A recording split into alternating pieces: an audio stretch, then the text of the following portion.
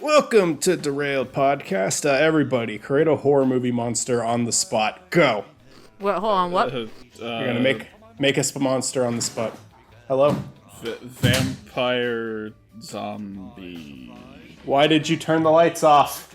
What do you mean? Someone turn the. Can you We're turn at the a lights campfire. off outside, idiot? Okay, I'm recording. Look at We're this outside guy our cabin. turning off lights outside. That's called An night, asshole. Michael. All right, hello. Hi. Hello. All right. What's your monsters, guys? Come on. I'd My like.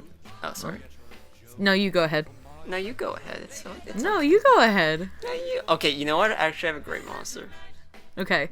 The birth child of Perry the Platypus and Dr. Doofenshmirtz. Because we've seen all the memes of the baby in Doofenshmirtz's tummy, but we haven't seen the baby itself. So that's my monster. Just a little. Well, it's a gremlin. scary monster. Yeah. My horror monster is it's you, but a better version of you that all your friends like more. All right, Matt. I said zombie vampires. All right. Zombie vampires. Cool. That's been done before.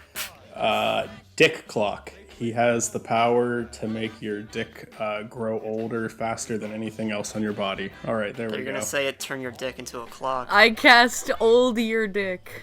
Yeah. Oldest Ladicus. Skittle skidold, your dick is now old. You stop. Pressy to pressy. It stops functioning properly in your 20s. Yeah. I'm in my 20s. Yeah. Oh no. We're all in our 20s. Welcome to DeRailed Podcast. We got a wide variety of guests today. We got the Dungeons and Duckies crew for the most part. Most, yeah. We don't have Brent, but Brent kind of left the Duke. show. This is coming out before Brent's time on the show is over, but Brent left the show, and Teddy couldn't make it, Spoilers. unfortunately. You can't see it because this is an audio medium, but I'm doing like sign of the cross in like remembrance of him. I'm not even Christian, but I feel like it's something. He's a good guy. He's still our friend. He's just busy. Anyway, It's not my friend. Yeah. It's not my friend either, honestly. I'm just being polite. That guy. He's my friend, but he doesn't know it yet. Okay, everybody actually introduce yourself. Probably should do that. Who am I, though? You're... That's a good question.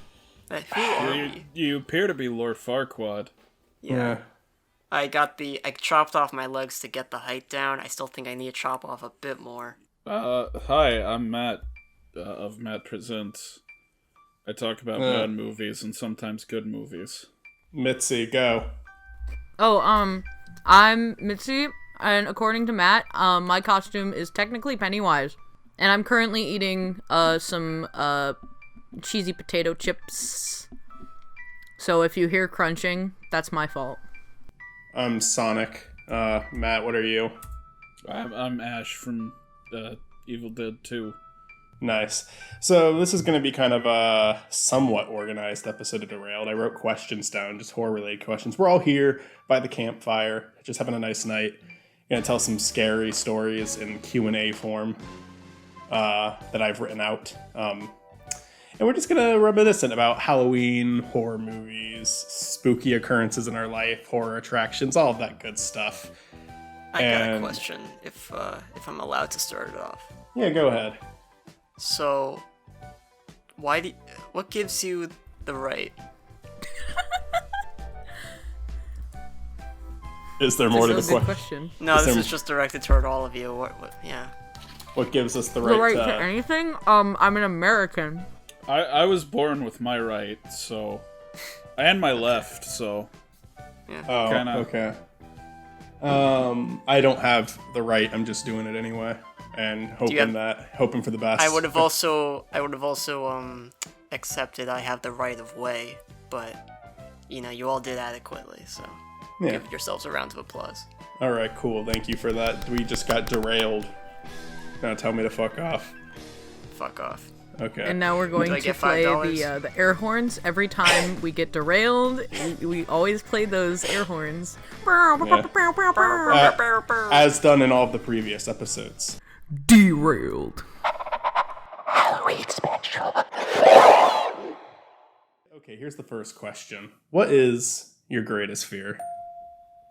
Ooh, there's a lot, huh? There's a lot. I'm not gonna give I'll just say mine We've real talked quick. about this before to We great have. lengths because I've prompted all of you on this. Yeah, I've given a very serious psychological answer. I guess like my actual answer is just in the most basic way, dying, but not even dying, just dying without like being satisfied with what I did. Dying with regret. Yeah. And I think everyone dies with a little bit of regret, but I mean like too much regret. More regret than satisfaction. Like the scales do not tip in your favor. A more spooky Halloween answer I can give rather than a psychological answer though is wasps because they're in my house and they won't fuck off. Yeah, like everybody has that like intangible fear and then the tangible fear. Like you've got that thing where it's like this is the fear this is the fear that Pennywise could turn into, or this is the fear that plagues my every waking thought and I can't stop thinking about it. And it just haunts you constantly, but it's not a physical thing that can, hurt you, I guess. That's how you beat Pennywise, is you just have a really complicated and weird, obscure fear that he doesn't know how to replicate, and he just gets pissed off and quits. What are you gonna do? Transform into all my friends leaving me? I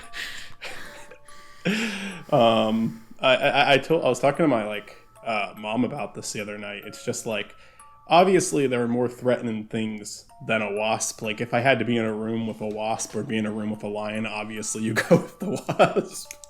But yeah. I would rather look at a picture of a lion than a picture of a wasp. I think that wasps have just like, I've never been afraid of spiders or anything like that, but to me like a wasp genuinely just has the face of like, it is like the most horrifying looking thing to me. Like if I imagine hell, if it's it has, I just imagine hell having giant wasps. That's what my hell would be. They're so Satan looks like a wasp. Because, like, people are, like, afraid of bees, but, like, bees are, like, friendly, they make honey, if they sting you, they die, so they're only gonna do it in self-defense. Wasps are, like, the evil clones of bees. They don't make honey, they don't do shit, they just sting you, because they're assholes. Yeah. A lot of people are afraid of spiders, but not only are spiders, like, such a necessity to the world, they kind of eliminate the population of other insects. Yeah. But I don't know, like I guess I get why people are creeped out by them. I'm afraid, obviously I'd be afraid of like a spider if it's one that if it bites me, I'm gonna die. I think everybody has the insect they're most afraid of, or everybody's has their one creepy crawly. No matter how much you say you like bugs, like everybody's got one where it's just like I know entomologists that are afraid of certain bugs, so... Am I the one guy that hates every single bug? Like, every Ladybugs, single one. even? I just don't like bugs. I'm cool with a lot of bugs. Like, butterflies, bees, all that. They're not... I used to be afraid of bees. I'm not anymore. If one gets in the house, I open a window for it. I'm not gonna fucking... go to war. I'm literally Misty from Pokemon. You're literally me. My greatest fear, which I have talked about before, my greatest fear is being the last person on Earth. I think if that were to come true, I think I've got a lot of fears that I think I could put down as my quote-unquote greatest fear, but like when I think about them, they all sort of lead back to isolation.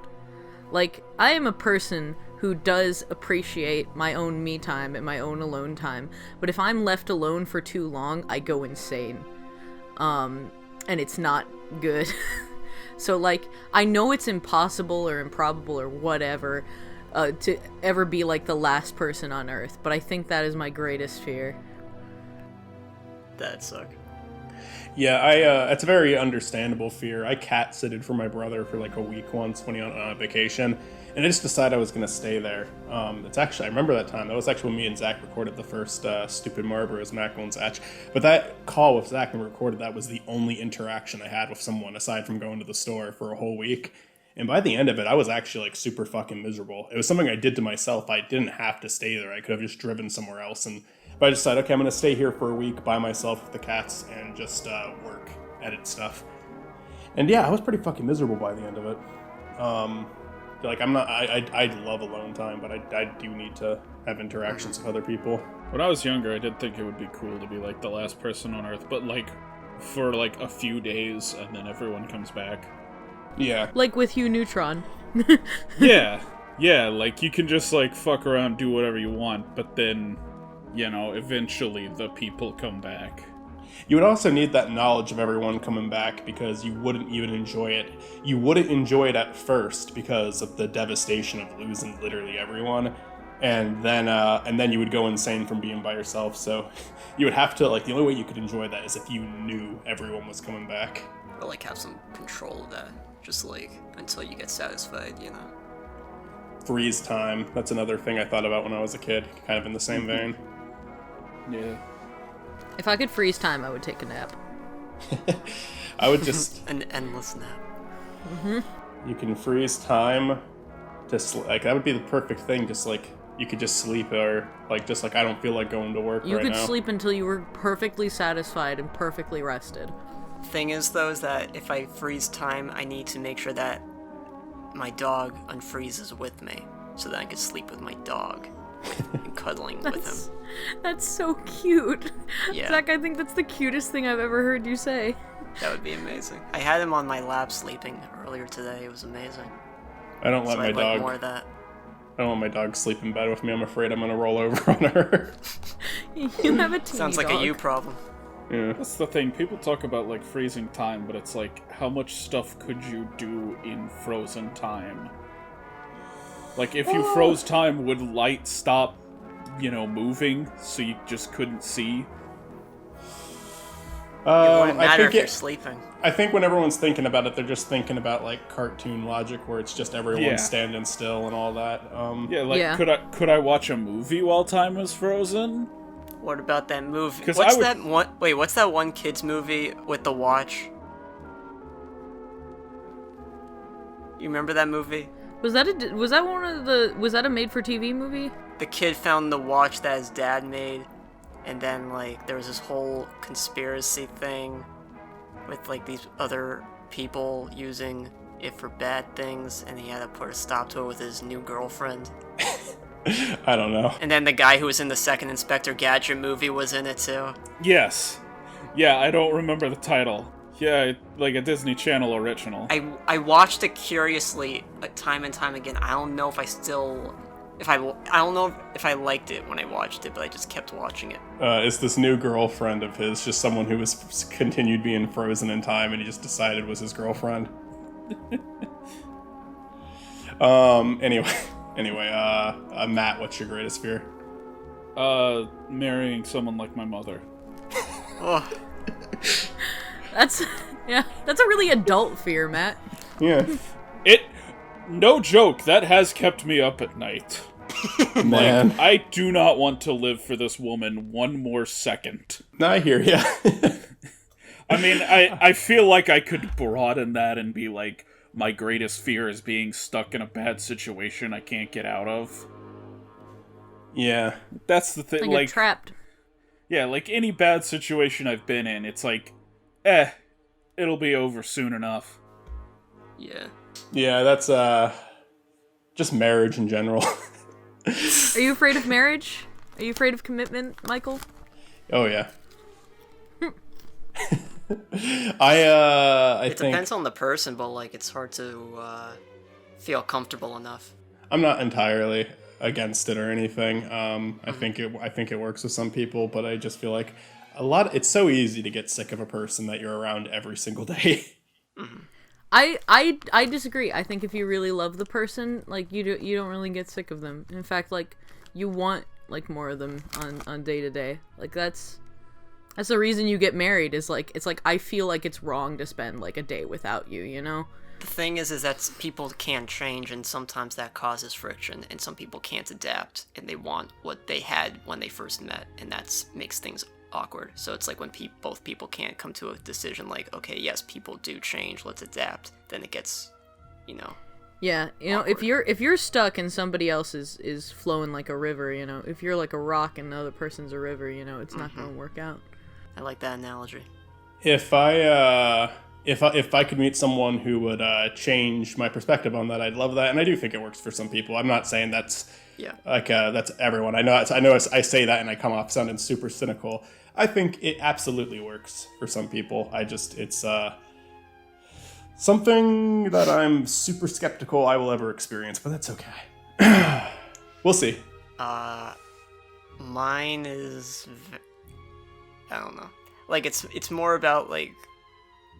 It's more of like a paranoid answer, and it's just like a worry about. It's like I shouldn't even have to worry about it, and it's a stupid worry. But like I have a fear of like having an ego and having people think I have an ego when I know for a fact I don't really think that highly of myself. And I apologize if any of you have ever thought that way about me. That you have an ego? If I'm ever like come off as narcissistic. Or something like. So you have kind of like reverse imposter syndrome. Like you're afraid. That's not really. You're afraid you're afraid other people think that you're better than everybody else. Yeah, and I shouldn't care about that, Mm-hmm. But that idea like pops up in my head every now and then. It stresses me out, and like it's caused sometimes like me to distance away socially. And that's not a good thing, Well, it is right now, you know what I'm saying? Social distancing. Wash your hands. Yes, wash your hands. When people talk about, like, things like the mortifying ordeal of being known, what they're really afraid of is more so the ordeal of being misunderstood. People want to be known, and they want to be known and loved for who they are known as, and if someone does know you and does not like this image of you and who you are as a person, it's usually easier to shake off than somebody who knows you but doesn't really know you, somebody who thinks they knows you based on their perception, and I don't think that people are so much necessarily afraid of being perceived as they are afraid of being perceived in the wrong way, because I know that like I kind of have that fear, like, a little bit, where, like, I'll constantly try to narrate out loud what I'm doing, and sometimes I'm afraid that that'll make me seem weirder, but I feel like I have to, because, like, sometimes I'll just, like, say quietly to myself, it's like, okay, well, I gotta go this, or, like, oh, I lost this, because, like, I'm afraid if I change directions in a hallway, like, somebody's gonna think, like, what is that weirdo doing? Yeah. But that's completely irrational. It's that misunderstanding of, like, sharing a space with someone and being comfortable with who they are and being comfortable with yourself and just being comfortable with the idea that, like, I don't know. There's a really great song in the movie Synecdoche, New York that reminds me so much of what you're talking about right now. And it's a very depressing song. It's a very real one, though, where it's just it's a song basically about anyone who's listening to it and how you kind of like, it's just singing about how no one will ever love you for every single thing that you are. So you like build up, like you alter the way people perceive you. And it's a depressing song. It's not like a fuck life movie. It's a movie that's just trying to be that sounds cynical to me, because I don't think that's true. I think you can love all parts of a person without necessarily liking them. I think a lot of it comes from like the own insecurities of the person who made the film. I don't think you have to view it as like an absolute thing. It's definite, but I do think that everybody like puts up some sort of like barrier. Puts up some sort of barrier. And like it doesn't mean that you're hiding something horrible. It's just something about yourself that you don't want others to see. That doesn't, again, like not that everyone is that way, but certainly think a lot of us are that way. Again, it's not to an extent where it's like really, really horrible, like you're hiding something terrible, but it's just like I think everybody has some part of themselves that they hide from everyone. Yeah. And like I think I am such a goddamn like hopeless romantic if nothing else. So I think that part of love and part of being in love is maybe not necessarily again, liking every part of a person, but still loving them. And that's why I'm like gung-ho about it. It's like, I was going to say, like, I love marriage. I would love to get married one day. Oh yeah. No, I think it's good that you're here, Mitzi, because I'm being pretty. I'm aware I'm being cynical. I'm not trying to be. I just. No, it's okay. And there's like, I love the romantic notion of like, I promise to. I have loved who you were. I love who you are, and I promise to love who you will be. And that like, we either change or we stay the same in either way. You know, I mean, we're always constantly evolving, but you know, like, some things never change. So it's learning, again, what Zach said, like, learning how to adapt and, you know, to whatever situation comes along. I think that's part of loving somebody is like, I once heard somebody say that loving somebody is attending 1,000 funerals for who they used to be, and you know, you just keep going. And I think I think there is a core element of love that does not necessarily apply to just qualities and traits alone, you know? Yeah. And I definitely long for the day where I may trust somebody with all of who I am. You know what I mean? I think it's an act of trust to break down those barriers. You know what I mean? Yeah. I'm getting really sappy. Somebody shut me up. This is good. One thing I'll say, I feel like I sort of have similar issues to you, Zach. Like, I worry so much about my own self-awareness. Like, am I doing something that's, like, really dumb and makes me look really stupid and not realizing it? You know? And it, like, it, like, separates you from, like, trying to just be comfortable with it and just... like, for an example, like, in a Discord server or whatever, just being comfortable with yourself, but, like, having that worry that someone else will say something about it negatively. Yeah, I mean... And that, like, causes, like, social, distancing, not in the COVID way, you know? Just in the not mentally healthy way. I feel that way all the time, just with some of the stupid shit I do, like making this, like, this is so out of context, I made the fucking Hornets Discord channel. I'm just like, I'm doing this as an attempt to be funny, but like, I might just come off as a fucking lunatic to everyone. I think about people like Derek Savage or Chris Chan, and it's like, how can you lack that much self-awareness? And I'm like, am I being this terrible and just not realizing it? I think if you have that... Yeah, it does reassure me that, like, if I have that fear, it probably means I'm not. Like, I at least... Yes. I have the self-awareness to know I should be self-aware. I think if you can assess yourself and you can just look... If you can be introspective in any way and ask yourself the question, am I doing wrong or am I doing bad? Or, you know, even question yourself even in the slightest, you know, I think that... I think you're good. Yeah.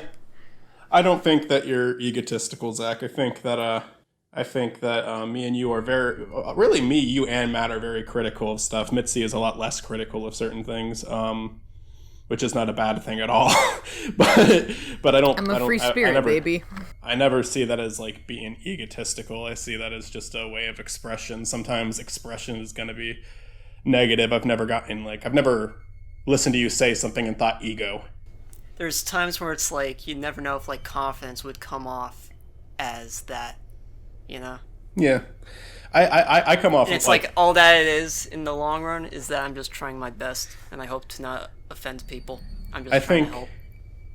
I think more than once, and this is my bad, I'm not, like, this isn't me trying to call anyone out.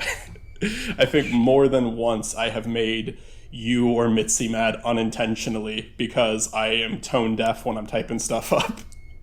And then I realize, and then I read back, like, this happened just a week ago with me and you, Zach. I read back on what I wrote and I'm like, okay, no, I was being a dick. I didn't realize I was being a dick when I wrote it. I was trying to be funny, but I'm being a dick. Yeah. Communication's so much better when it's not via text. When you're having a debate, it's so difficult, especially with friends. And it's like, okay, this is a nuclear attack right here, when it shouldn't be. I'm picturing, I'm like listening to everything I'm saying in my own head with this like goofy tone. And then when you read it, that tone is gone. It's gone completely. Yeah. Well, I mean, Michael, you have in fact made me mad before. I remember times when you have made me mad, and I would discern that, like, I also understand that, like, I am just a sensitive person.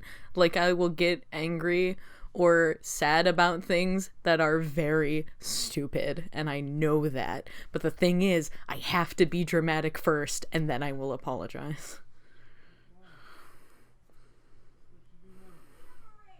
What? Hold on, guys, 1 second. I have to get the clown out of my mom's room. Sorry?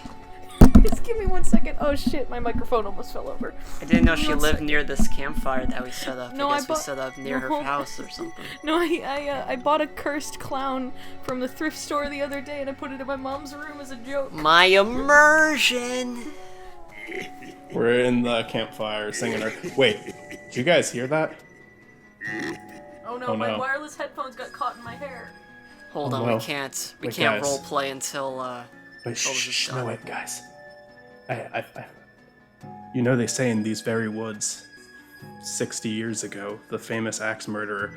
Yes, you gotta roleplay Fuck you, no let me matter finish. what. Yes, I remember that. William Von Chompy, the famous axe killer, he died in these very woods 60 years ago. Do you think that could be him? I can still hear Mitzi. Yeah, that's why I'm saying the wait. No, Yes. we don't have time. We've Hey, recorded guys. for... Guys, let's do a fun Halloween episode and spend 30 minutes talking about our fucking existential fears and I wanted to avoid that self-identity too by crises. talking about wasps. I brought it to wasps immediately because I didn't want to go in there, and now everyone went in there, but it's okay. This is good. You This is said you good. said the worst fear, so like Yeah, we couldn't just say a fear. It had to be the worst fear. yeah, that's true. Yeah, you could have said, like, what is a thing that scares you? And I'm just like, yeah, man, like, ventriloquist dummies are creepy. It's like such a big question. Your worst fear ever. This is gets I think gets we got a really really good conversation out of it. I enjoyed it. Yeah. Okay, I'm back. I'm sorry. My mom got genuinely angry about the clown doll. I was not expecting that. I was expecting her to get, like, a little bit scared or weirded out, but no, she got genuinely mad. She was like, get this clown out of my room. And I'm not doing her serious tone justice, but I was like, oh, okay.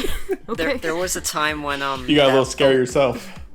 when the first It movie remake came out, my sister saw it and like she had a really bad experience on the way home, seeing like a red balloon on the way home, and like as a joke, my mom and I bought this Pennywise plush doll, and laid it on her bed before she got home. And when she came home, she didn't say anything. She just took it and put it in my dog's bed without saying a word. She was just offended.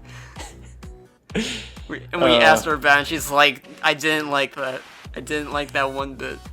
Me and my little sister Amanda did some fucked up things to our youngest sister Melanie. One thing my brother did is he just put on this wolf mask that scared her, you know, typical scaring your sibling thing. Me and my sister Amanda one day, while Melanie was in the room, she was so little when we did this. This is really mean. This is a really mean story. We were just like, oh man, don't you miss Melanie? And Amanda was like, yeah. And then Melanie's like, said, I'm right here, guys. And we're like, yeah, it's too bad she died.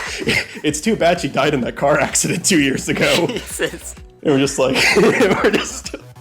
we're just talking about her as if she was dead. When I was young, my dad would travel a lot because he was a sports photographer, so he'd follow the local team around. And one weekend, he was like leaving, and he's packing his suitcase, and I stuck a rubber snake in his suitcase, and he gets to his hotel, and like he's immediately calling us like, who put a snake in my bag? I threw the bag across the room because there was a snake.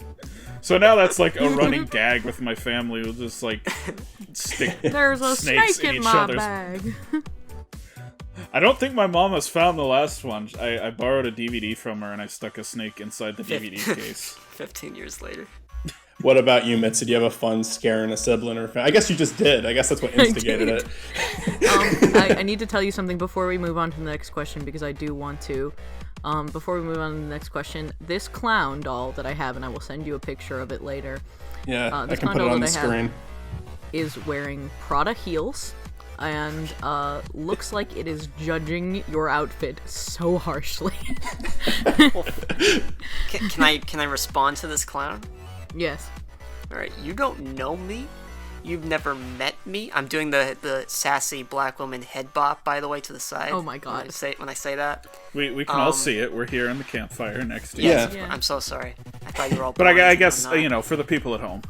Yeah. So yeah, just fuck you pretty much in general. So yeah, that's all I have to say to the clown. All Hey, right. Michael. Next question. This one, okay, that last one was kind of like a loaded question. Let's go for one that's, I don't even know if loaded question. It's just kind of a complicated question. Next one's pretty simple. I thought you were gonna like reboot the oh god, the sound in the woods. Oh yeah, well, Mitzy, you missed it, but there was a sound in the woods.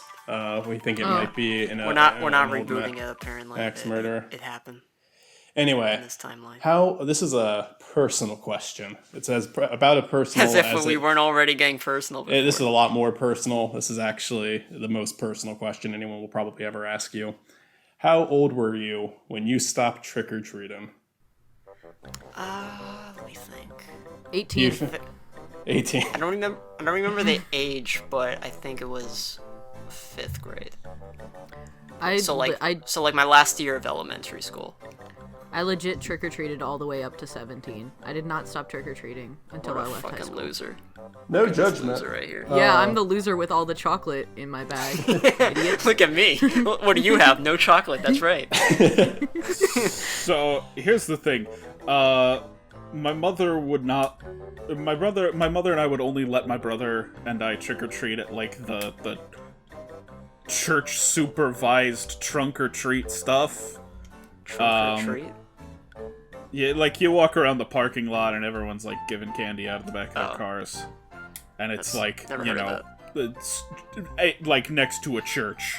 It was our church didn't start doing it until I was I don't know 4th or 5th grade, but we went to my uncle's church a couple times, so I never actually like trick or treated in the neighborhood. And when I was a kid, I was fully convinced she wouldn't let us trick or treat because Halloween was like a devil holiday, and I'm like, Mom, I don't care about the devil holiday, I want candy. And then, I get older, and it's like, oh yeah, people stick like needles and razor blades in candy. That's why she doesn't want us trick-or-treating. Yeah. Fortunately, that has never happened to me, but I heard that has happened. It's incredibly rare. Like, I think that people it's, have like, made a easy scare to- out of nothing, I think that's like if you have a piece of candy. I think it's if you have a piece of candy that doesn't have a wrapper on it, or the wrapper's like opened, then yeah, just don't eat that. Yeah. Yeah, 'Cause it's it happened like 3 times, and then the news is like, oh my god, check your kid's candy, everyone. That's why you don't give out homemade chocolate, man. Literally every piece of Halloween candy I ever ate had a blade in it, and I just gunned it down. I grew an immunity. Did I ever tell you guys about the time I ate glass? Oh, Did I tell you okay, we guys? gotta hear about this. Yes. So you know how they have that, like, that chocolate sauce that you heat up in the microwave? I had that, and I had it in a glass. Like, I had it in a glass. And, the glass exploded in the microwave. And I thought, this will be fine, as long as I dig out the pieces. And so I dug out the pieces, and then I poured it onto my ice cream. And then as I was eating my ice cream, I realized that there were still little bits of ice cream, of glass in it. And I just kept eating it, because I didn't want it to go to waste. There was still Did little your pieces throat of get ice cut cream out? in my glass. I mean, you're lucky, You because got that ice could cream in my happen. glass. You're lucky, because that can fuck your body up. Yeah, no. Wait, so you weren't bleeding at all? Like your No, parents I didn't wasn't bleeding like, at all. They were very tiny pieces of glass, but I could tell that they Yeah. were pieces of glass. even when you swallowed, like nothing in your throat you felt. No. I mean, I could feel it in my teeth. Like, I could I would feel be it so like, grinding up paranoid. against my Once teeth. I found out it was glass, I would be like, oh god. Up There until, was like, stuff I like think that. I was, like, 13, I had no holds barred when it came to, like, my own physical well-being. Now I am like completely germophobic and like terrified of like anything that could possibly hurt and or illness me in any way. And or illness me. I'm such a coward with that. Well spoken. In the second episode of my TB dinner show, it opens with me like trying to open a beer and I can't like find a bottle opener, so I smash the top off with a hammer and then I drink with like the broken glass. That's how men drink beer. And then immediately after recording that, like, I was just like, gosh, shit, I hope I didn't swallow a piece of glass when I did that. And I was, like, worried about it for an entire day. And then the next day I was fine. So I was like, okay, I guess I didn't swallow glass then. I stopped trick-or-treating. I was, like, so self-conscious about that. Again, props to Mitzy for just owning it. But I was really nervous about, like, getting called out by like a parent like saying, oh, why are you still doing this, you're too old to be doing this. I was just like, I don't know why I was so afraid of that happening. So I like started planning once I made it to a certain age how many more years I was going to do this, and I decided 12 would be a okay year to stop. Like, I'm 12 years old, I'll stop then. 12 will be my last follow-up question. I have a follow-up question. Go ahead. To your question about trick-or-treating. What was the last costume you wore trick-or-treating? Well, that one's coming up right after this. That one. Oh, okay, cool.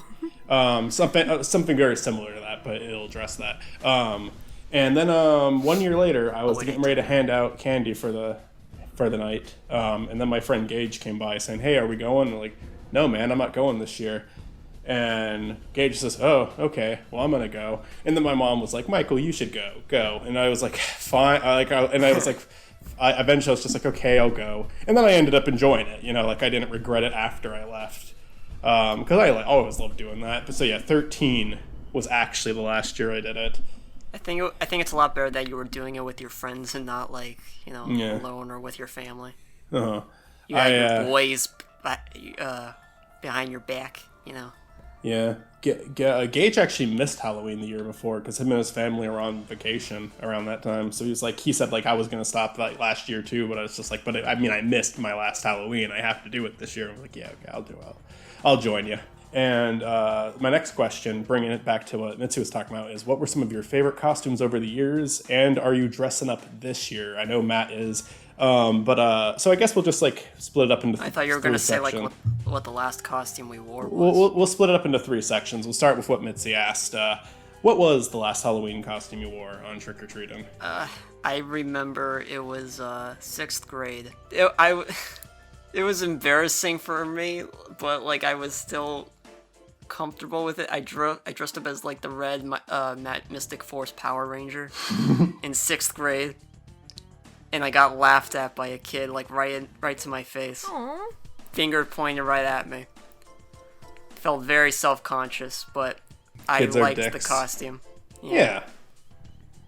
Kids are evil. They're the most evil people on the planet. You want to like bring up Charles Manson or a 6th grader? Which one's more evil? I'm going to pick the 6th grader every single time. But what about Charles Manson in 6th grade? I made that joke earlier today, and that was the same fucking response I got.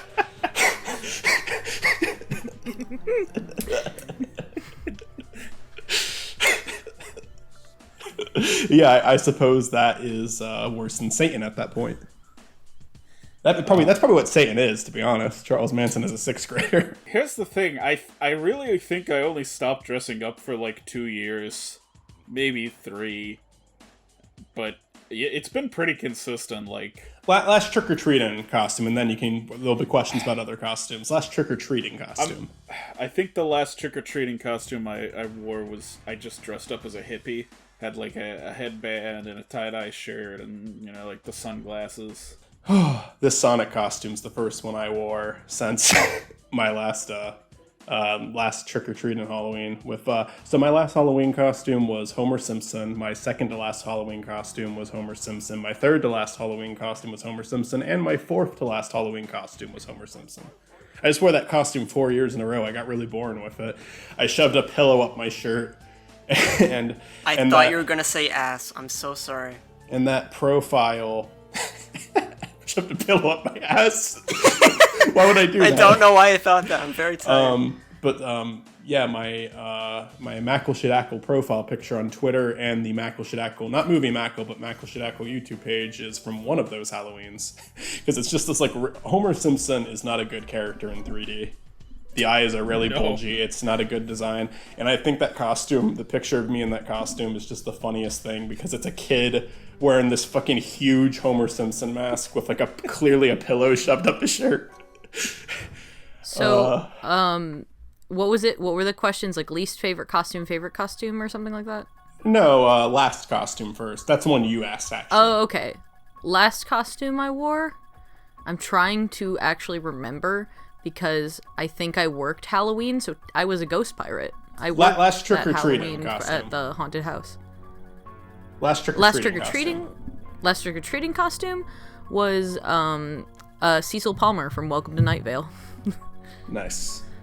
I don't know what that is, but nice. You don't know what that is. Podcast? How do you dress up as someone Yes. from a podcast? There's a lot, like, podcast fan art, like, often contains, like, a lot of different interpretations of the character, but a lot of times in fandom, people can usually agree on, like, a general idea of what the character looks like, either based on, you know, very small descriptions of, like, oh, okay, so this is generally what this character looks like, or, you know, just, like, they sort of come together and, like, popular artists in the fandom will come to the consensus of, like, oh, yeah, you know what, this is actually very fitting for this character, and it sort of, like, comes to be that. I'll show you guys another picture I have to send to Michael is what that cosplay looked like. Sounds good. Yeah, if anyone has stuff they want to send for this one, I'll put it on the screen. I have one picture, but it's not related to the question, but it is about Halloween costumes. Yeah. I might try to find the picture of me dressed as Homer. Not for Halloween, just... I mean, are we allowed to just Who post... wore it better? Are we allowed to just post, like, It a wasn't picture even... of us? I wore like a white golf shirt and, like, ate a pink donut, and that was Post whatever you want, Zach. Yeah, Sa- like, even if it doesn't relate to the question at all. Yeah, post Halloween pictures. I'll post some. We'll do that. I'm playing if it in you're, general. If you're okay with showing yourself as a small child, do it. Oh wait, fuck. I hope I can find pictures of my Mojo Jojo costume from, like, no. 6th grade. Oh, that's a great costume. Yeah. Okay, the next one was going to just be what are your favorite costumes over the years. I love just Homer. posted the picture in, like, the wrong server, and I'm so embarrassed. I just deleted it. I hope no one saw. I Jeez. didn't see it. Oh god, So, that was embarrassing. was it a nude? No, it was just a young picture of me.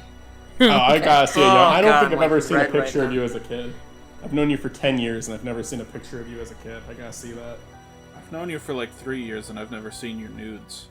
Yeah, no one's typing, thank god. Oh god. Oh no, wait, someone's typing. Shit. What are they gonna say? What are they gonna say? What are they gonna say? What are they gonna say? What are they gonna say? What are they gonna say? What are they gonna say? So, when I was a kid, I dressed up as Jimmy Neutron one year. Nice. And I had like this big plastic wig, and my parents got me like the Jimmy Neutron t-shirt, but they only had it in adult sizes. So I dressed up as Jimmy Neutron in like 3rd grade, and I still wore that shirt in like 7th or 8th grade. Because it still fit. Oh, thank god I didn't acknowledge it. A lot of princesses and zombies over the years for me. Like, either princess or zombie, and then that one year where I combined them into princess zombie. I also, aforementioned, Mojo Jojo. I've also been a witch, an alien surgeon, what else have I done? Which one is you, Zach? I'm on the left. My friend Luke is on the right. Are you wearing Was the mask? Jessie from Toy Story No. one year. Oh wait, sorry, I meant not. No, wait, did I say I'm on the left? I did. Which one? Are you mask or no mask? No mask. That's a good Jimmy Neutron cosplay.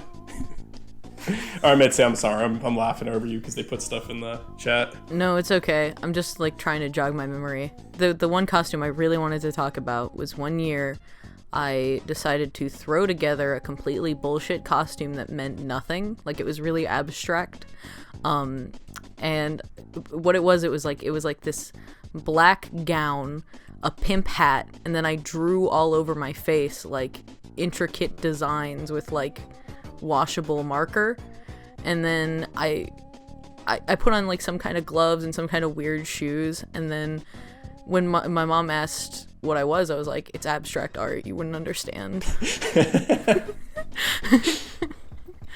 It's like Rick and Morty is just too big brain for you to understand. It's too big brain for you to understand. If you have a picture of that, send that one, because I gotta see the I think I costume. do somewhere. One of my absolute favorite things to do at like Halloween parties is just walk up to people and guess what their costume is, and then get it wrong. and usually get it wrong on purpose. Like just see how ridiculous I can get with it. You go up to a couple wearing a salt and pepper costume, and it's like, oh, what are you? A banana and 30 cents? Well, no, like, there was, like, a girl in, like, a black dress, and it was just supposed to be some, like, dark, spooky Halloween dress, and I'm like, oh, are you, Natalie Portman's character from Black Swan? Hey, what are you, fucking an Shrek? Such a weirdly specific thing to dress as. Is anyone dressing up this year? I know Matt is. Matt, you want to share your Halloween costume from this year? Yes, I'm dressing as the Nostalgia Critic.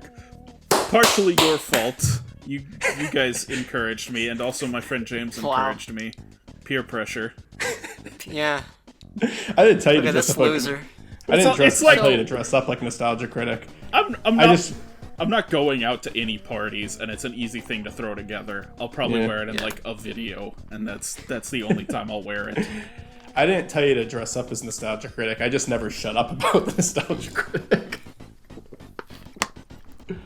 So I was planning on being a spider this year, Yes. and I actually got stuff to like make my costume, and I'm probably going to wear it for the whole like half of the day until I have to go to work at the haunted house, and then I'm gonna be a zombie again. Nice. I wanted to be a clown. So you wanted to be dressed up as the spider from the Bee Movie musical specifically? No, that wasn't my plan. I could have, but I did not. See, they but dressed up as the spider from the Bee Movie musical. I could, but I am not. Mitzi wants to be a spider The spider from OC. the Bee Movie musical. I'm not dressing up this year. I haven't dressed up since Homer Simpson, unfortunately. I wear costumes in videos. I dressed up as Grunkle Stan for a YouTube video, so I guess that took me back to Halloween when I did that.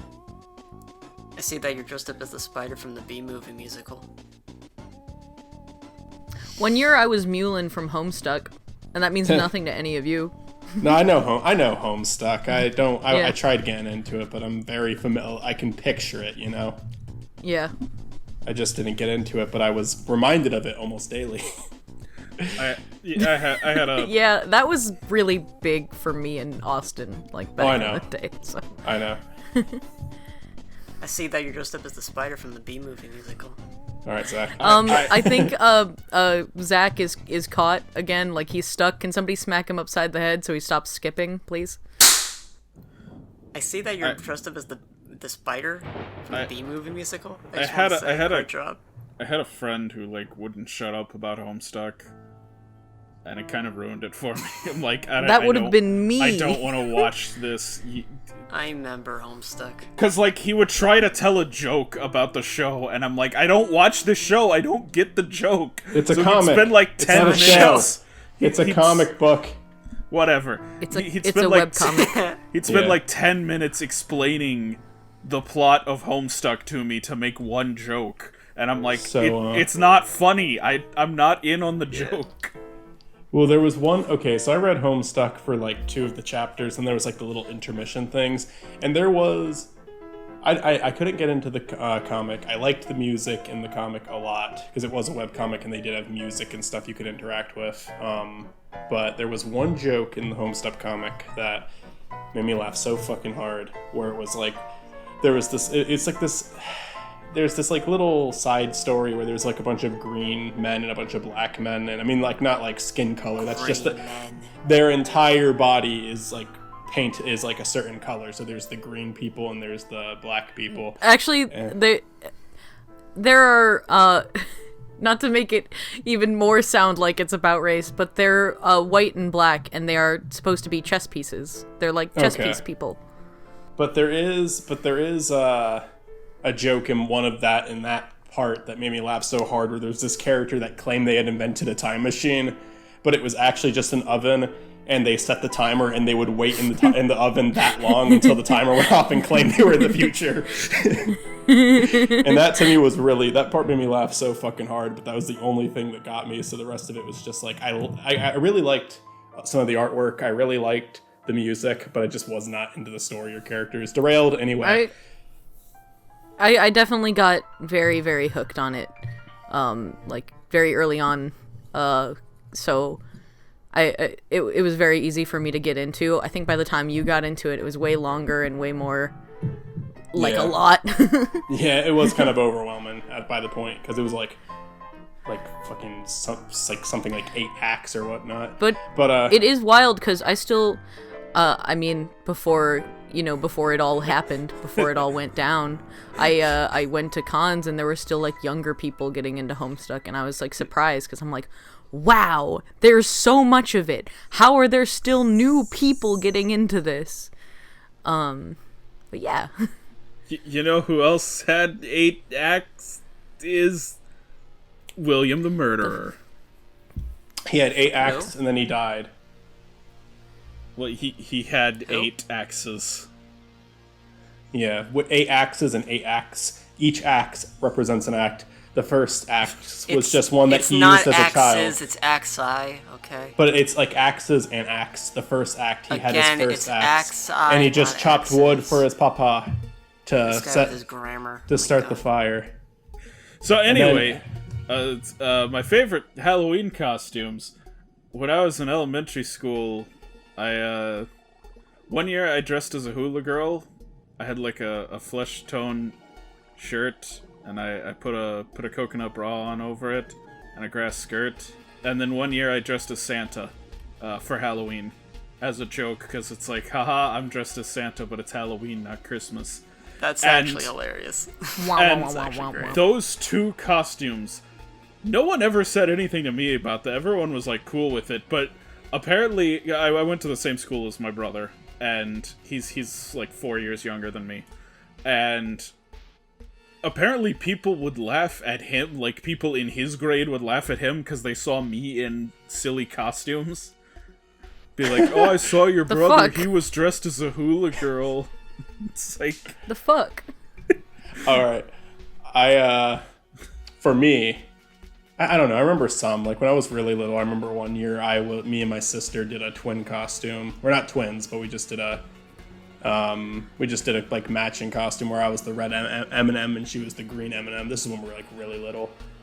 That's probably the earliest Halloween I can actually remember.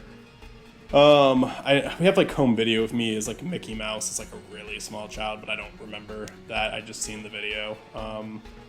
Then there's I remember I was Pikachu one year, but eventually my Halloween costumes got a little bit more creative. There was one year where my brother's friend bought a unicorn costume as just, as a joke costume. And I thought it was the funniest thing ever. And then the next year, because he was just like, he's this, he's a guy and he's dressed as a unicorn, ha ha ha. And he was doing it as a joke, and he had the right amount of confidence to pull it off, and all of his buds were like laughing with him, So the next year, I wanted to copy him and do that. Only thing is, I was not a socially, well-developed kid. And I would have made a huge fucking ass of myself because I did not have the confidence or friends to pull it off. But my mom kept saying, "Michael, I don't." Sad. And my mom was like, "Michael, I don't know about like I think if it." My mom really didn't want me to do it because she didn't. Because she knew what better. The fuck? That's so sad. It's relatable though. I wanted to. I wasn't. It wasn't a costume I genuinely wanted. It was a costume I wanted to be funny, but I just wasn't going to be able to pull it off. And my mom claimed that she couldn't find one, and she bought me an Elvis costume instead. And I was so angry. And I thank my mom to this day for that, because she probably saved my ass. Yeah, you didn't know any better. I was trying to be funny. I was not going to pull it off. I was going to embarrass myself trying to be funny. You weren't at peak mental Mike yet. Mental Mike. I'm going to do it next year though. Good, No, I believe but- in you. Everyone's just gonna think I'm a creepy guy. Just gonna think I'm a fucking creep. But it will Anyway, be hilarious because now you're self-aware. You can but make videos. but I was angry because like it was just like I don't want to be Elvis. But my mom, what was kind of nice, the werewolf mask I mentioned earlier that my brother would use to scare my sister. The hair on it was pretty fucking weird. And I can this one I can find a picture of and post it. The werewolf's hair looked like Elvis's hair, and I kind of put two and two together. I'm like, I'll be Elvis werewolf, and yeah, that costume worked. Hey, Michael, would you say that costume means that you ain't nothing but a hound dog? Yeah, sure, whatever. Fucking god. Can the guy kill me already? William's getting closer. I can hear his footsteps on the fire. Fucking kill me, dude. Any more costumes that anyone want to bring up? I once wore, or maybe 2 times. Remember those Blue's Clues costumes where it's the Velcro stuff you put on with the spots? I think I might know what you're talking about. Yeah. Had Velcro on the costume. It was fun. Yeah. Mitzi, any other costumes? I put on a red panda onesie one year because I got lazy. Next question. Next question. Wow, we're taking a sweet time with this one. What are some of your favorite horror attractions, if you've been to any? Mitzi, I know you're going to have a lot to say about this. None. Well, let's let here's Zach go first. Explain why you've never gone to a horror attraction, Zach. Because I'm not interested. All right, Mitzi, go ahead. Next question. The Waukesha Fairgrounds, located at the Waukesha Expo Center. You doxing yourself right now?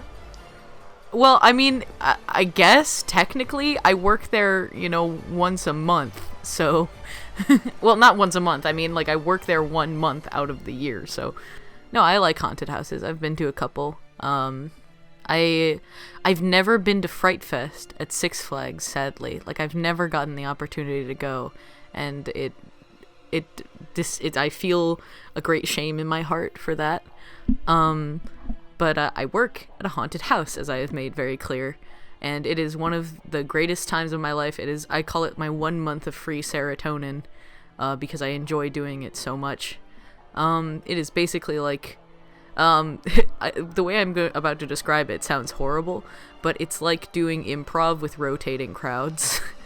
But it's very fun for a lot of characters. You get to come up with like lines and stuff like that, and sometimes you can scare them so quick, and you can just like jump out of the place and like scare them out of your room with just like laughing at them or yelling at them or saying like one single phrase, and they're gone. Schmoggle, schmoggle. I have had people quit the house because of me. I have had people piss themselves and announce it out loud in my room. Now, when you say quit, doesn't that mean like they didn't quit their? I think you specified this to me. It doesn't mean they quit their job; they just quit. No, they quit the house. It is related to customers. So we have like this quitters policy where you can put your hands on your head and yell "I quit." And in that situation, we are supposed to break character and lead them out of the haunted house and back to the front. Are they comfortable with like you coming close to them and helping them? Well, get because out? you've broken character. You're like, hello, No, I am but an still, actor. like they're immersed. How do they switch so quickly back into that? Like, okay, thank you. Because you're breaking their immersion already. Zach, you and all your fucking my immersion shit. If the zombies started talking If they're to you in a scared, they're normal voice, obviously immersed enough. if the fucking masked murderer took off their mask and started talking to you and was like, hey, I'm Jeff, you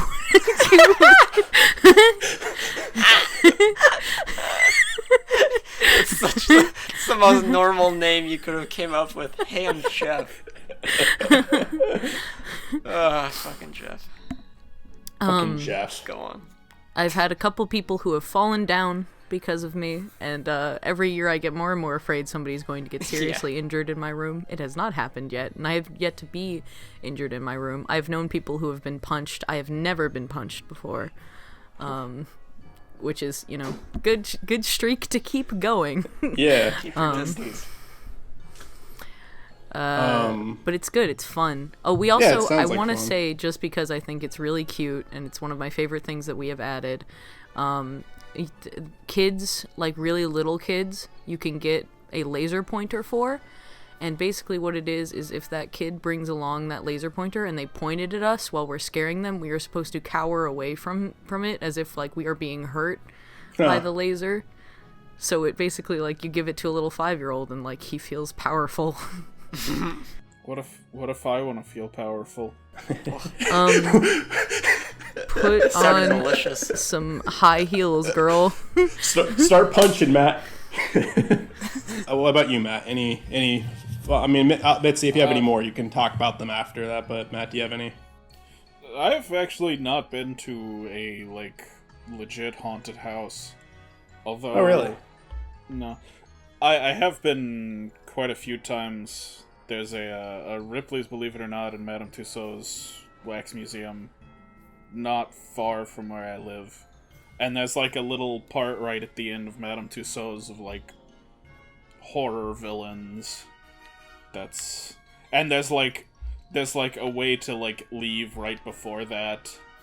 Cause I did that like a lot growing up, and so when I was like really little I would get out, and then like as I got older I was finally like, no, let's go through the horror part. And it like wasn't scary at all. Yeah. I've got a wax museum story with that. So I mean, I've been to a few horror attractions growing up. Mainly, I remember me and my buddy Pinsack went to one when we were just kids, and for the most part, God, there was 4 of them. One of them was cart ride, and it was fun. That one was just a lot of fun. I was like, there was like it was a good presentation. It didn't actually scare me. The second one was a hay maze. Again, had a lot of fun. Didn't scare me. The third one was aliens, and not to be a dick, but that one was actually that one was fucking embarrassing. Like, it was like not only unscary, but it was like uninteresting and poorly done. But then there was one which was the haunted barn, and that was the last one. It was the last one we were gonna do, and my buddy Pinsack was just like he had gone previous years, and he was like, I'm not going back. I never went. This was just like his second or third year. He's like, I'm not going in there. I'm like, oh, come on, let's go. And he was like, he like got like really upset. Like he was really like, because people kept trying to push him to go, and he did not want to fucking go in. And eventually we all went in without him, and I was equally a bitch by the time I was out of there, because I was fucking terrified of that. Immediately when you walk in, it was like this guy in an electric chair being executed. And I think a lot of haunted attractions have that, where it's just like a fake electric chair thing, but that like scared the shit out of me. And I was just trying to rush out the entire time. And I was just like, after that, I was like completely sympathetic with Pinsack, completely understanding of why he didn't want to go in. Because I was like, I don't want to ever do that again. I hated that. So they did a really good job with one of them. It was like a house too. Like you had to go up these small, narrow hallways. It was like claustrophobic. A few years ago, my friend Joanne works at something called, there's like a bunch of different variations of this park. In PA, it's called Dorney Park, and it's Dorney Park The Haunt. That's really popular over here. But my friend Joanne one year got hired to do makeup, because she went like, she took like media film classes with me, but she was more focused on the makeup department. And she got free passes. So me, I think it was like this, me, Brent, and Gage got in for free. And the first thing we were going to was like a wax museum. And I went in line. I was like, okay, that's cool. And the entire time we're in this line, I'm picturing it like, okay, so it's going to be like a Freddy Krueger wax model. It's going to be like a Jason wax model. And then right before we go in, I like talked to, because Joanne is off at this point and she's joining us. I'm like, wait, is this going to be half of them are wax figures and half of them are going to be real people pretending to be wax figures? And she was like, yeah. And I'm like, fuck this. Can I make a confession? Go ahead. When I was little, the Hot Topic in the mall by my home had a Freddy Krueger animatronic they would put out every year on Halloween, and it scared the shit out of me. I would not go near the Hot Topic as a child, but my mom would be like, we're going to walk past it, and I would cling to her, and I hated it so much, and I still think about how much I hated it, even though I know now in my adult years that it is not real, and that Freddy Krueger really isn't all that scary. I am terrified of that specific animatronic because it instilled such fear in me. I was scared of a lot of those animatronics that they put up in, like, Halloween stores around Halloween. Because I'm like, I don't know which ones of these are, like, motion sensor and I'm gonna walk past and it's gonna jump at me. Yeah. It's like, I knew none of them were gonna hurt me, but I'm like, alright, which one of these is the one that's gonna jump at me? I had the same fear of them as I have of self-flushing toilets. I don't like not knowing when they're going to go off. That's a good one. I like that. You don't want that water splashing on your ass. I don't want it. I'm more so I just don't want to be startled by the sound. I just like being in control. I don't want it to be like have its own. I do like being in control. I like having control over the lever. I don't want it to have its own. Yeah. I was a fucking afraid of the Chuck E. Cheese animatronics before, when I was younger, and that's why I fucking loved the concept of Five Nights when it first came out. Before it got kind of fucking ridiculous with how many of those they made, but I loved the concept of Five Nights at Freddy's when it first came out. I know a lot of people just say, "Oh, it's just jump scares," but I no, the first game of that series was a cool idea. Yeah. I stand by that to this day. It was a cool fucking idea because animatronics were a very common thing. I mentioned it in my childhood trauma video, first major video on this channel. I was just terrified of those things. There's one that I have. There's this. This one's actually really embarrassing to admit to, but I'll admit to it. Where it was this restaurant that had this one hallway that it was just around Halloween. They had a hallway of creepy stuff in it, but it was really innocent. They had a skeleton hung up. They had all this stuff, but they had something hung up on the wall that was glowing. And as a kid, I don't know why, nothing there was skeletons and bats hung on the wall. None of it scared me. It's very cheap. It's just a cute little thing going into a restaurant. But there was something on the wall. I can't tell you what in my head led me to be afraid of it. What psychological thing there was there that actually made me afraid of this. But it was a glowing light up thing, model of Casper the Friendly Ghost. Oh. And I was afraid of it. Oh, honey. And I loved Casper the Friendly Ghost when I was a kid. I never watched the live action movies, but I watched that old cartoon where the fucking fox dies, but then the fox is a ghost, and it's really cute ending. I loved that as a kid. Is that the only thing that is Casper a series, or is that a one-time short? Does anyone know that? There were a lot of cartoons. There were several Casper movies and shows. The one I knew. So the show's just a movie. The one I knew that I fucking loved as a kid, and honestly, I should rewatch that because I haven't watched it. That would be a nostalgia blast. I haven't seen that since I was this is the first time I've even been thinking about it in years because we're talking about this.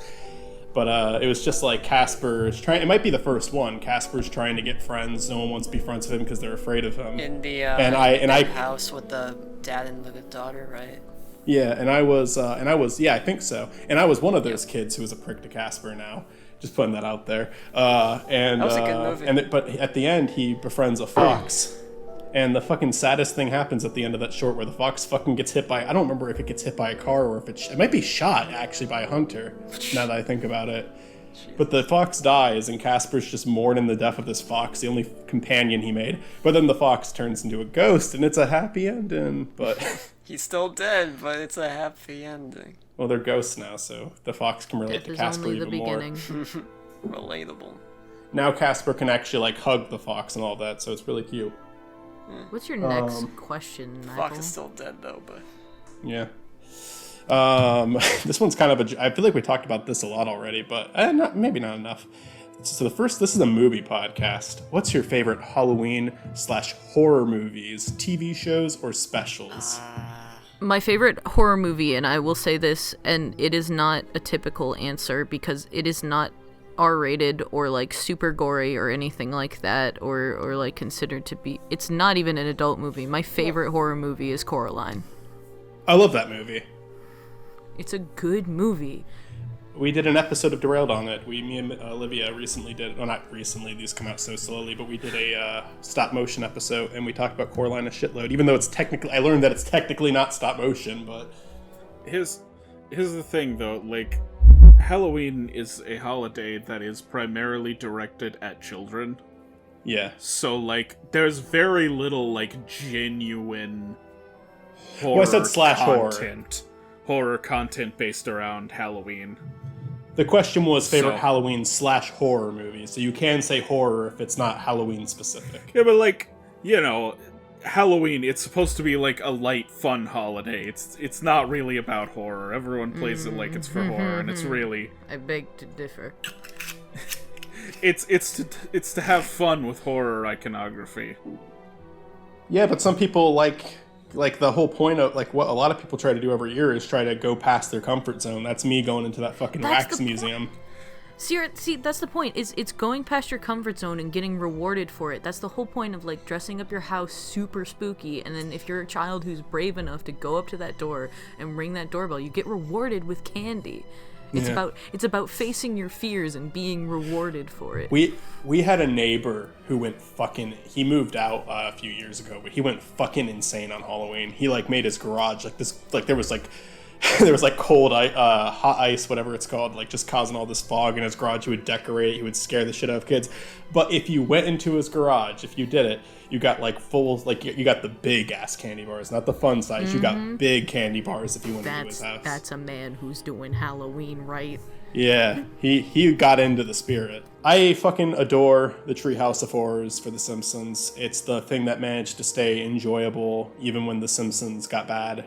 I would say I've seen a recent Treehouse of Horror, and it's not that part is bad too now. Like even they can't even do Treehouse of Horror well anymore.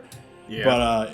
But it for like the longest time, even when The Simpsons was like new and not good anymore, the Treehouse of Horror was still going to be good because that was like the episode that was like the one every year where they had so much to fucking work with because they didn't have to follow any fucking rules. My favorite one is probably the one where Willie gets killed by an axe murderer in all three of the shorts. They do The Shining. Yeah, The Shining's probably the best one. That one's great, and all three of them, like it's like in that episode, there's 3 in a row where Willie like the groundkeeper Willie gets murdered by an axe. That's the one thing connected all 3 of them.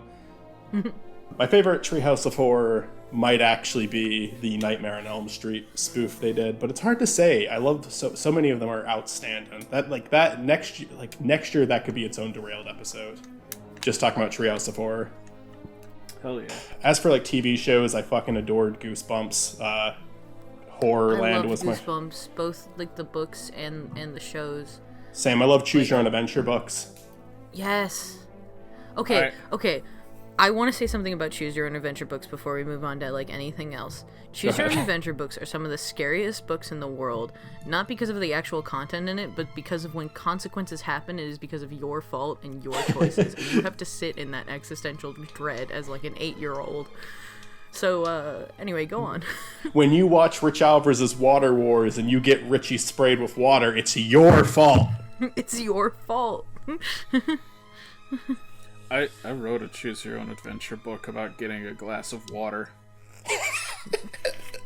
Oh, go That's on. adorable. There's one very specific route where you can actually get water, and all the rest of them you just get screwed. And also, any time you get to like making a choice, I always had the option like to give up, turn to this page, so you could just give up at any point. We talked about it a shitload last episode map at the Homestar Runner Halloween specials. Good shit. Oh yeah, some of my favorite Homestar cartoons. Although my absolute favorites are when they have the fan costumes and Strong just makes fun of them. He just makes fun of the fans. Oh, it's great. Zach, do you have any you want to bring up? I was like looking online just now because I don't think I have any like favorites, but I was like thinking like which ones like gave me nightmares, and I remember there's like 2 that like I remember as I look at them here. One of them is The Witches, which they're doing a reboot recently, and I don't remember too much of the movie, but I remember having nightmares of it and being scared of that watching that movie. It's the one where the witches turn the kids into mice. It's very, very creepy. It's a 90s film. And the other one that gave me nightmares because of just the monsters in them which, as I'm looking online, it's like the reviews are really bad compared to The Witches, where The Witches was like, you know, well received. This one has like 17% on Rotten Tomatoes, which is hilarious. But Ernest Scared Stupid, if you remember those Ernest movies. Yeah. I never seen Halloween any one. of those, but I know of them. Yeah. I apparently saw the Halloween one. I don't know if I saw any of the other ones, but I remember seeing the Halloween one. And the monsters in those scared me. And turning the kids into, I think, toys or statues. It was creepy. I've got a follow-up question to this soon. I want to mention something else. Does anyone else have any movies or TV shows or TV specials or even anything on the internet that they want to talk about? I think just out of pure nostalgia, my favorite Halloween TV special is the Ed, Edd n Eddy Halloween special. I was about to ask if they did one of those because I love the Valentine's Day one and I love the Christmas one. What was the Halloween one again? I don't remember it. I can't remember what the name of it was. I just remember that they were trying to find, like, they were taking, like, a map to, like, the best trick-or-treating spot that, like, Eddie's brother had left behind. And, like, I don't know, I really loved it. And it was fun, and, like, they had fun with, like, the spooky stuff, and it got, like, really silly and weird, and that's it. Like, it's a good thing, and I have a lot of nostalgia for it. Do you guys hear something? Zach. Yeah? Look out behind you. You're just, like, pulling a joke on me, aren't you? No, Zach. Look at this guy pulling jokes on people. It's not funny. It's William Von Chompy. Wow, what a creative name. You guys see this William guy? Was that always his name? I think he changed it. I think it was No, something different Stupid earlier. name. No, it's William Von Chompy the whole time, and I'll fucking prove it, you fucking dick. I have the You're gonna edit documents. the video to make it so you say that the whole time. Except I didn't, Matt. That's what I said the whole time. Bleh. Oh god. Oh jeez, sound effects of dying. Oh jeez. Okay, I guess Oh I'm no, dead. Matt. Bye. Oh no, Zach's Zach's dead. dying. Zach got axed murdered. Zach is Let's I run. almost said We're running Matt. now. We're running to a different campfire now. Oh no. Okay, so we're safe now. Okay, we can Yes. keep talking. We're at a safe campfire. We're in a safe space now. I'm gonna be honest. Like, the best movie for Halloween? Halloween 3 Season of the Witch. I never seen a Never seen Halloween that. movie. I never seen a Halloween that movie. series. How have I not seen this Halloween yet? 1 is amazing. Halloween 3 is kind of stupid, but it's really fun, and it's a lot more Halloween-y than the first Halloween. Like I'm off on Halloween. I might binge the Halloween movies as like a little Halloween thing to do because I've wanted to watch this for a long time and just haven't. Only the first three. I'm not going to watch like all of them, but the first I was like thinking of doing like a trilogy sort of thing, even though it's not a trilogy. Okay, you know, Goosebumps, my favorite episode was the Horrorland episode because it's just so fun watching like the different attractions they make that almost kill Oh them. yeah. Okay, so that actually reminds me. There's a lot of like books and stuff that center around like or like shows and stuff like that center around like haunted carnivals and things like that. One of my favorite books and one of my favorite horror books and like the first book I couldn't put down was a haunted carnival book called Full Tilt, and it was really well written, and it's a obscure book, I know, but like I really like obscure horror books, and I often prefer them to like the bigger, more popular stuff. honestly, it sounds familiar. But it was really good, and they had like basically what it was is like all the attractions would basically come alive, and they would be real. And so like you would get on like a merry-go-round and like the horse would become real and suddenly you'd be like on this horse that's like going like whatever miles per hour a fucking horse can go through like a desert. There was also a pirate ship that would like actually sink and it would drown the people who were on it. And I also remember the thing that fucked me up the most was there was a house of mirrors where is if you entered like one of the mirrors, if you could the mirror you could fall into, and if you did it would actually distort your body in the way it was seen in the mirror. and if you kept falling through, like, your body would eventually distort into, like, this unrecognizable, like, horrific shape. But it was a good book. I thought it was really good. Nice. I'm talking about the TV show specifically. I know. I just wanted to talk about it. No, while yeah, no. It was on my brain. I didn't Absolutely. watch the TV show. I read the books. I read the books and watched the TV show. I liked both a lot. My favorite, you know what? I was gonna mention though, like Horrorland isn't really a scary episode to me. It's kind of like that episode's more of a comedy than anything. Some of the, a lot of the Goosebumps episodes didn't take themselves too seriously, but there was one that I swear it got like that's another one I need to rewatch because it's just been so fucking long. I love rewatching stuff I haven't seen in like I haven't watched this in like over a decade. There's one, and I bet this one's popular, so it's possible you guys are gonna be familiar with it. Where this girl I hope it's what I think it is. She buys a Halloween mask, and she's warned about it. And what happens is when she puts it on, it becomes her actual face, and she can't take it off if she wears it too long. Yeah, no, I remember that. And there's a scene near the end of it. There's a scene in the episode where she's trying to get it off, and it was like it would have been in my childhood trauma video if I would have thought of it. Where it's just this really disturbing scene of her like trying her best to pull it off, but it's just like it's become her face now. And it's just like this such a claustrophobic, it's such a horrifying like idea that this is going to be your face forever. And she's like trying to rip it off, and she's begging the person at the store to get rid of it. Like, and I think that episode has a happy ending. I think most of the Goosebumps episodes have a happy ending. Yeah, most of the good Goosebumps have happy endings. One of the Goosebumps, that shit fucked me up. Mm-hmm. The one I was hoping you would say, because there's a Goosebumps that has stuck with me for so long because it wasn't a happy ending, but I don't think it was a sad no, it was a pretty sad ending, I guess. It was more like a confusing ending that was really...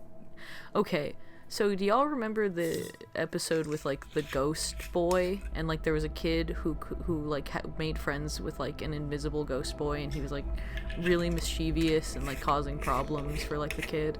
Vaguely. What's it called? Do you remember?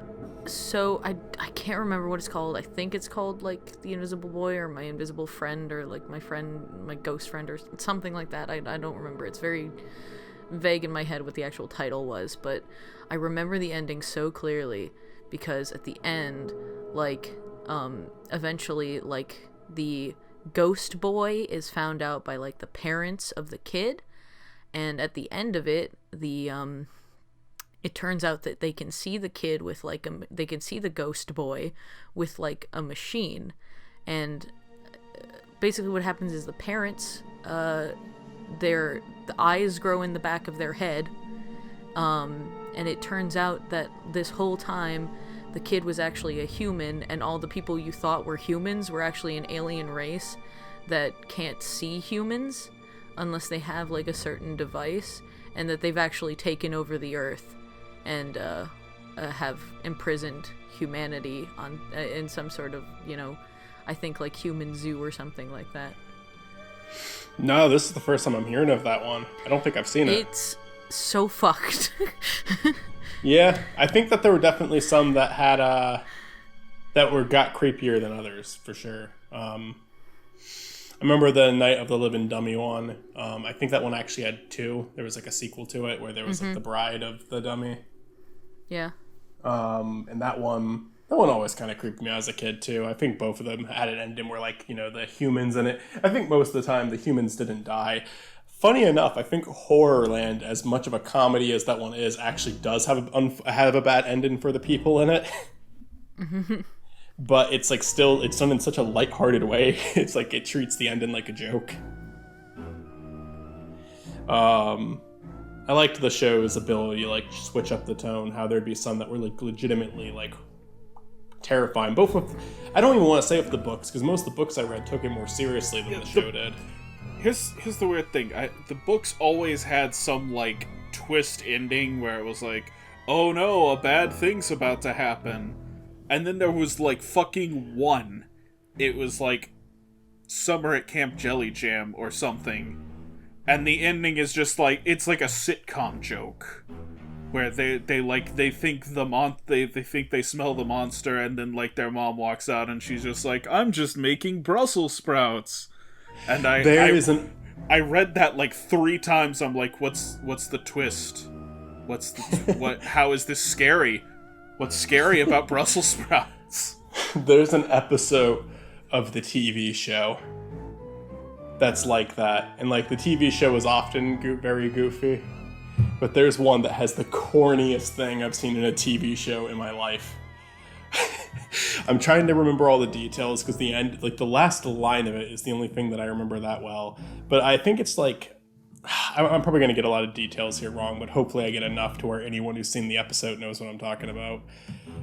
Like the main character is worried about her parents because she thinks that they might be like vampires, like sucking blood of people or eating people, or maybe like they're werewolves and they're eating people, something like that. There's some type of like supernatural being.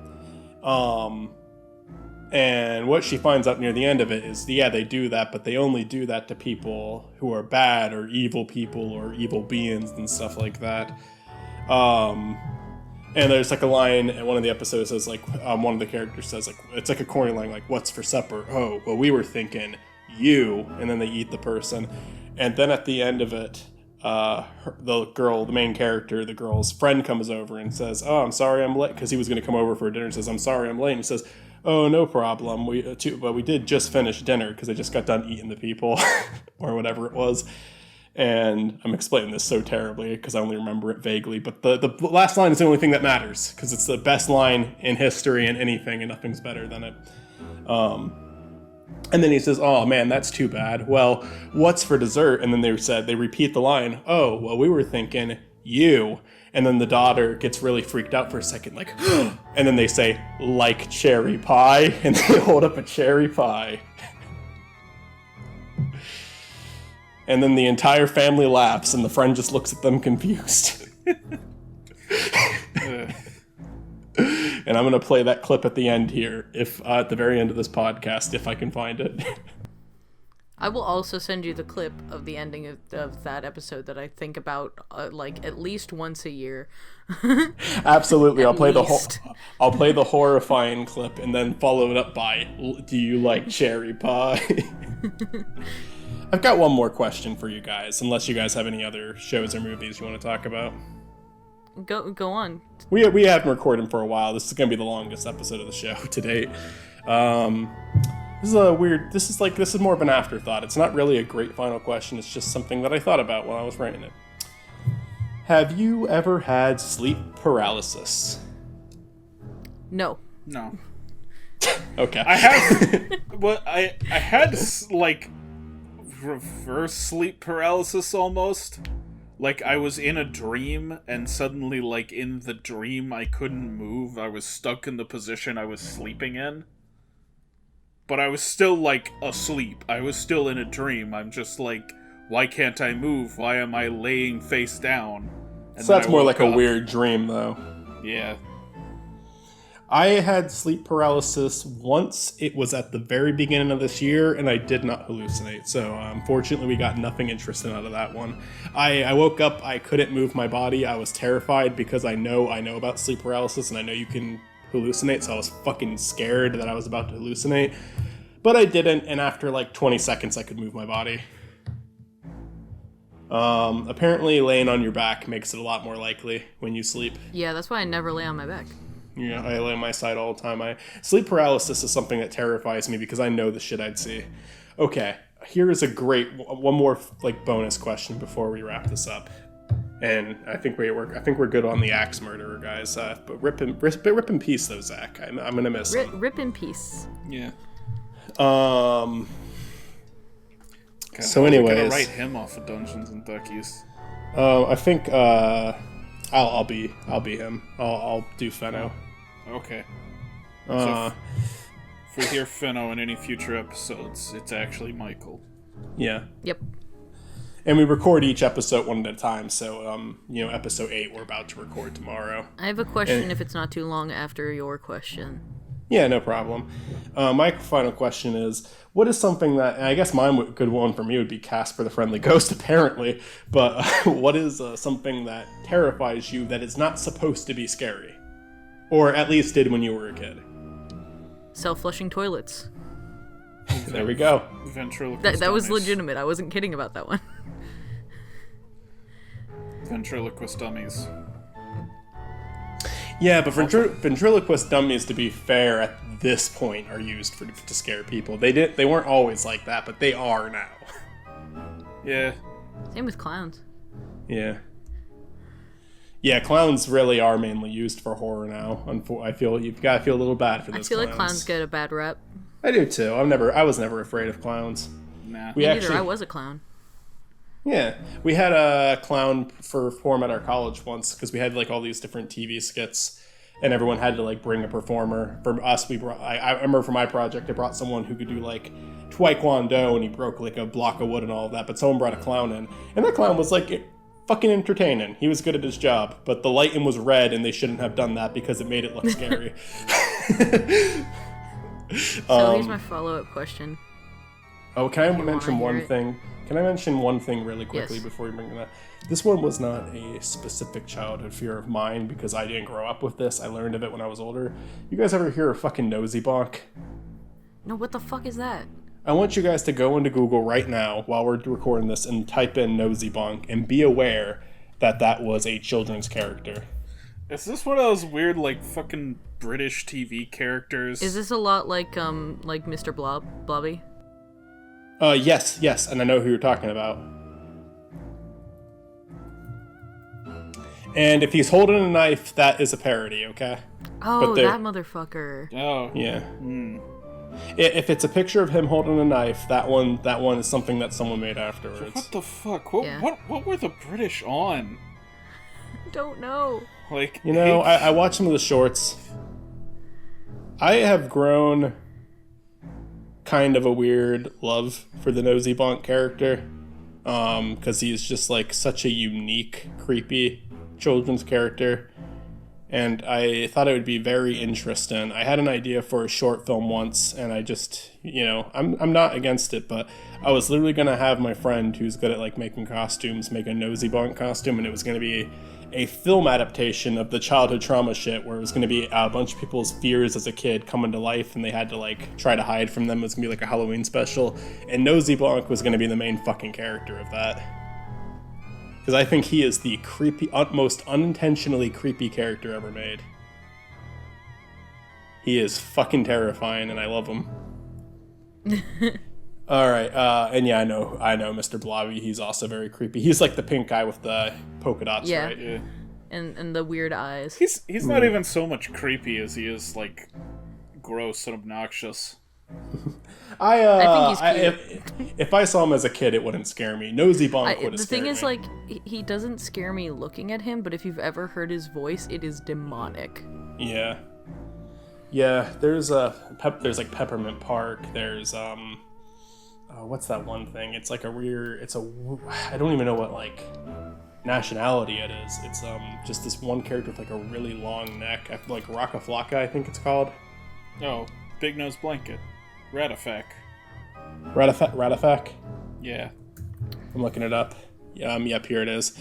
And if you watch the actual show it's on, it's a lot less intimidating because it's just like interacting with kids. Like it's creepy, but it's like it sounds friendly.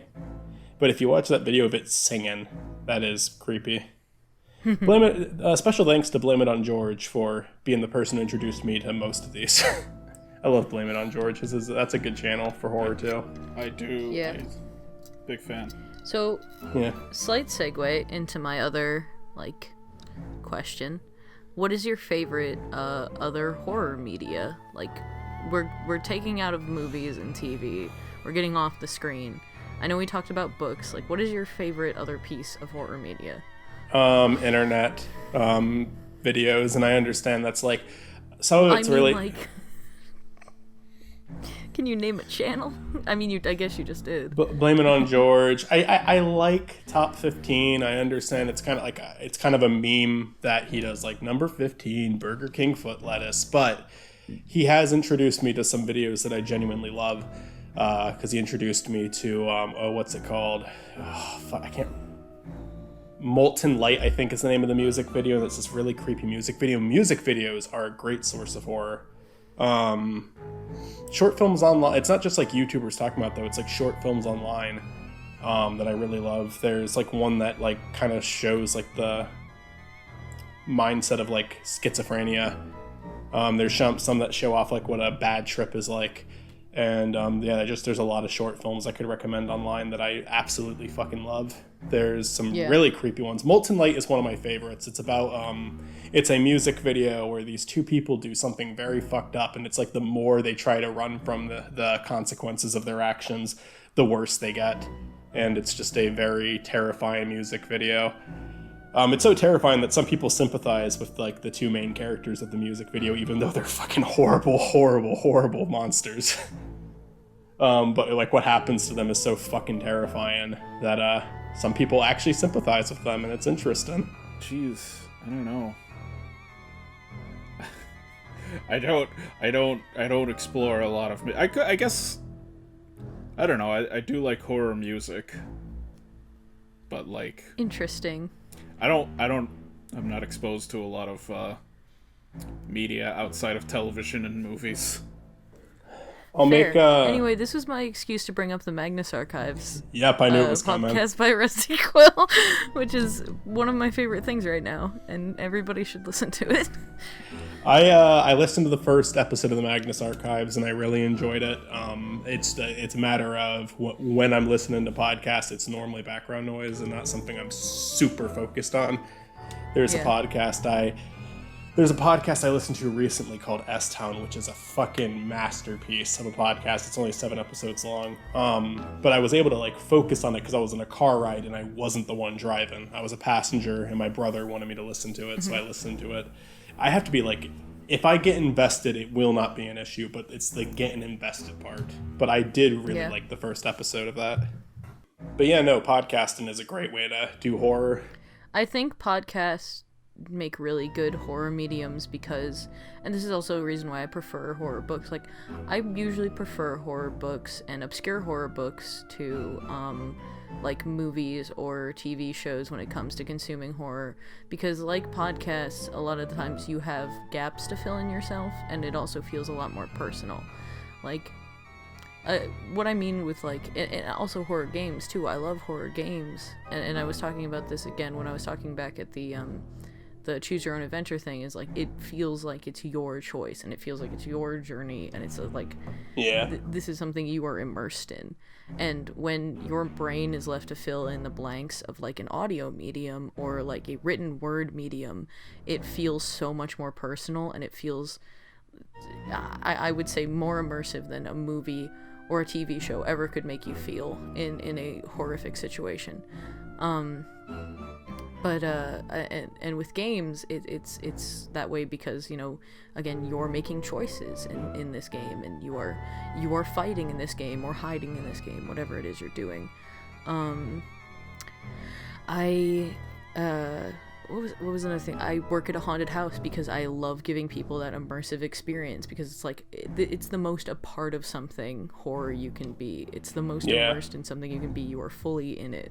And I loved doing that when I went through myself when I was just a patron of these places, and sometimes I still am, when I'm not on the clock. But it's very fun. I love horror, and one of the things I just want to say that I love about the Magnus Archives, which is one of my favorite things, and probably my favorite horror podcast, and probably my favorite thing written for horror, like piece of media, is that it has this ability to make you really care about the characters. Like, once you get immersed in the ongoing story, you care about what happens to them, and that adds a whole nother layer of fear to it. It's very good. It's just very well written, and I adore it so much. Nice. Yeah, I'm looking forward to listening to more of it, and I hear everything you're saying. A horror game, I feel a lot more. I said I used horror games as an example as another medium I like. I actually don't, and it's because it's like, there's definitely horror experiences I enjoy. This is not shitting on horror games at all. It is. I legitimately am too much of a pussy to play them. I get like I have a hard time. Like Five Nights at Freddy's is a super fucking, all things considered, it is an innocent horror game. And that was too much. And that was. You know what? And that. What? Fucking PT. The Oh yeah. The playable teaser that doesn't exist anymore. Yeah, I watched someone play that, and one of the scariest things like ever. Oh yeah. I could not play it. I watched my friend play it when it came out, and it was fucking terrifying. It is horrifying. I can imagine though why it specifically scares Matt, because of what he said about his greatest fear. But I mean, I was on? also gonna say I play like zombie games like Dead Rising or Left 4 Dead, and it's like I don't know if Left 4 Dead's fun. I don't know if those count as horror games, even though they have zombies in them. It's wouldn't call Left 4. It's an action game. It's more about the survival. It's more yeah. It's more about survival, killing zombies. Yeah. I'm trying to think of a good horror game. Honestly, I don't play that many of them. I watch people play them. I watch some my of friends my favorite play horror them. games. Some of my favorite horror games are actually pixel horror games because I love a lot of their stories. My favorite pixel horror game of all time is Ib, or Ebe, depending on how you pronounce it, and it's about a girl in like a haunted art museum. It's very good. There is kind of a scary segment in the game, Rockin', which is this very mixing of tone game, like very intentionally mixing tones up, where I'll explain the premise. Honest to God, I think you would fucking adore this game, Mitzy. It is a sad game, but it is also kind of like definitely up your alley, like style-wise and gameplay-wise.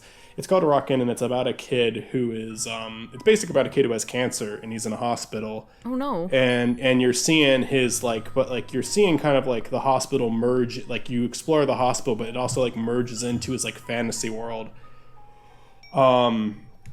And you kind of see him help a lot of the people who are in the hospital suffering with their own problems. He's just this like kid with a very positive outlook despite everything that's happening to him. And it's a game that mixes tragedy and lighthearted, like, humor very well. There's, like, a lot of comedy in this game, despite how immediately sad the setup is. It's a very, very charming game, but there is one chapter in it that is actually pretty creepy, and it's just, like, it has such a good, strong payoff, and, like, at first you're not really sure why what you're playing is so unsettling, but it eventually, like, comes together so well. And that, like, I will definitely check it out. Yeah, no, I think you would absolutely love it. The person who made the game is the same person who wrote this she did a song. She writes music, but she also made her own game. She did a song in Deltarune, To the Moon and Find in Paradise, and she is. Oh my god, that's awesome. Yeah, no, she's outstanding. I keep wanting to share her songs on our Discord music page, but most of her original songs include spoilers to her games, and I don't want to spoil her games. But yeah, there's like a horror chapter in that where it's like, it kind of creeped me out a little bit. Again, it's very easy to creep me out gameplay-wise. I don't want to overhype it, but the game itself, you would like, Mitzy. All right, well, I will check it out. Awesome. You know what I think we should check out? The fucking rustling in those bushes over there. Wait. Maybe it's a bunny. Oh, it is a bunny. Hey, look, that's cute. Matt, look out behind you! Is it another bunny? No. No, that's not a bunny. Yeah, no, oh, hey, it's Zach. I don't think it's Zach either. No, he's wearing Zach's face. Zach's not that tall. Yeah, okay. Oh, yeah, and he's not that strong either. He also doesn't, like, plunge an axe into my chest. Yeah. Oh, yeah. I don't think he's ever done that. That's really out of character. You should see a doctor about that, Matt. It also really fucking hurts. Yeah. Oh, man. Oh. Well, Matt's gonna die. Bye, Matt. You want to plug anything before you die? Like and subscribe to my channel, not Makal's, not Makal's. Fuck you. I was about to say Moving Makal. That was Matt's dying wish. Okay, fuck you, Matt, die. Okay, well, Matt's dead. Oh no. Matt's dead. I'm gonna go get a pina colada. This guy's been talking to me. This guy wearing Zach's face. He's actually really nice, and he wants to take me out on a date. So He's strangling me. He's strangling me. yeah, he's certainly doing that. Yeah, he seems like a really nice guy. We're gonna go out for drinks later.